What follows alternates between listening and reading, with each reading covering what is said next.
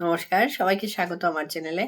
আজ আলোচনা করছি 15 ফেব্রুয়ারি মহাশিবরাত্রি তে কিভাবে মহাদেবকে আরো আরাধনার মাধ্যমে কিভাবে আরো সন্তুষ্ট করতে পারি বা ওনার থেকে আমরা ওনার আশীর্বাদ পেতে পারি। আগের ভিডিওতে আমি কয়েকটি জিনিস মানা করেছিলাম তা দিয়ে পুজো না করতে, এবং সাথে বলেছিলাম যে মুদ্রা বিশেষ কিভাবে করতে, যে মুদ্রার দ্বারা ভগবানকে আহ্বান করা বা যখন আমরা জলাভিষেক করি তারপর কিভাবে এই মুদ্রা ওনার সামনে দেখানো, এইভাবে ওনাকে পুজো করা, তার একটি বিশেষ পদ্ধতি আছে। তো আমি যদি সিম্পলভাবে বলি যে সেই মুদ্রাটি কিভাবে, অনেকেই জানতে চেয়েছো, তো আমি মুদ্রাটা দেখাচ্ছি।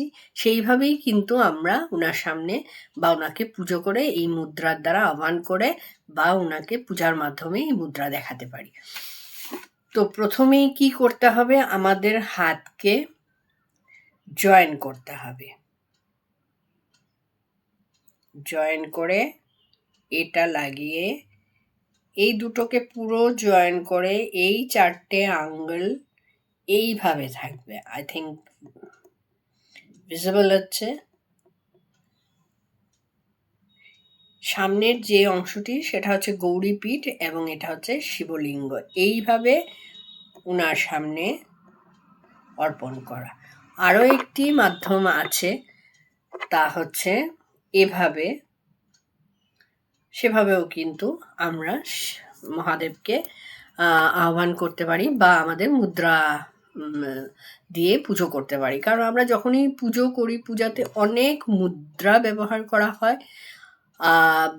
সেখানে আহ্বান করা হয়, থাকতে দেওয়া হয়, বসতে দেওয়া হয়, প্রত্যেকটিরই আলাদা আলাদা মুদ্রা আছে সেখানে।